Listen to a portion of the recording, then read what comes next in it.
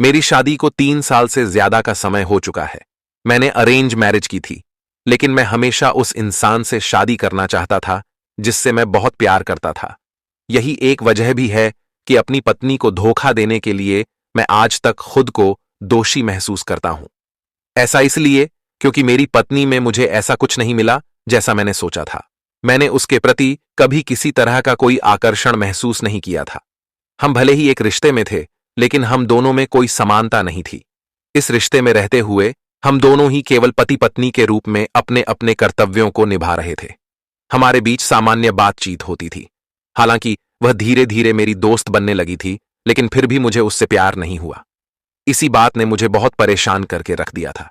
ऐसा इसलिए क्योंकि मैंने एक ऐसे व्यक्ति से शादी की थी जिसे मैं बिल्कुल भी प्यार नहीं करता था। हमारे बीच न के बराबर अतरंगता थी।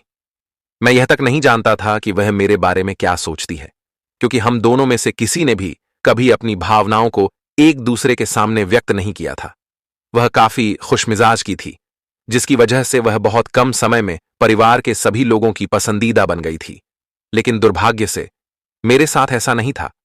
शादी के 1 साल बाद जब मैं काम के सिलसिले में अपने साथियों के साथ एक बार में गया, तो हम सभी ने अपनी अपनी शादीशुदा जिंदगी पर खुलकर बात की। हम सब बात कर ही रहे थे कि मेरी नजर बार में बैठी एक दिलचस्प लड़की पर पड़ी। वह देखने में काफी सुंदर थी।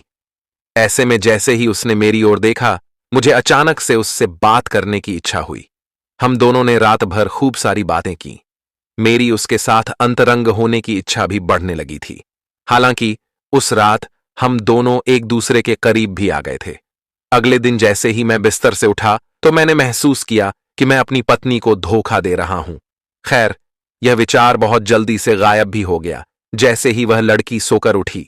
मैंने उसे एक बार फिर प्यार किया। उसने मेरे लिए कॉफी तैयार की, लेकिन इस दौरान मेरे दिमाग में उस गंभीर गलती के बारे में ही विचार घूम रहे थे जो मैंने की थी।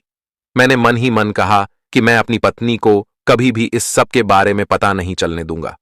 मेरे पिता का किसी से चक्कर चल रहा है, और यह मुझे पता चल गया। इस घटना के बाद मैं और वह लड़की एक दूसरे को फोन मैसेज करने लगे थे।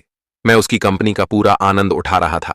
मैं न केवल अपने जीवन का सबसे अच्छा समय बिता रहा था, बल्कि मुझे इस बात से कोई फर्क नहीं पड़ रहा था कि मैं अपनी पत्नी को धोखा दे रहा हूं। हालांकि कुछ दिनों बाद मेरा उस लड़की से संपर्क खत्म होने लगा।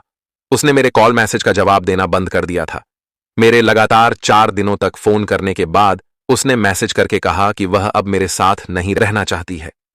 मुझे इस बात से इतनी नफरत होने लगी कि उसने मेरा इस्तेमाल करके मुझे तुरंत छोड़ दिया। मैं उस पर गुस्सा करने के बजाय खुद को बेशर्म और दोषी महसूस कर रहा था। उस लड़की के छोड़ जाने का दुख मुझे मन ही मन खाए जा रहा था। मुझे इस दौरान यह महसूस हुआ कि मैं अपनी पत्नी को खुलेआम धोखा दे रहा था। हालांकि इस घटना के बाद मेरी पत्नी के लिए मेरा सम्मान बढ़ने लगा। उसका प्यार और देखभाल मुझे उसके करीब ला रहा था। मुझे एहसास हुआ कि दूसरी लड़कियों के पीछे भागने से अच्छा अपनी पत्नी को प्यार करना है। बिस्तर पर मेरी पत्नी होनी चाहिए थी, कोई दूसरी औरत नहीं। मुझे अपनी पत्नी से शुरू से ही प्यार करना था, लेकिन मैंने ऐसा नहीं किया था। खैर, अब मुझे उसके लिए अपने गहरे प्यार का एहसास हो चुका है। अब मैं उससे बहुत प्यार करता हूं।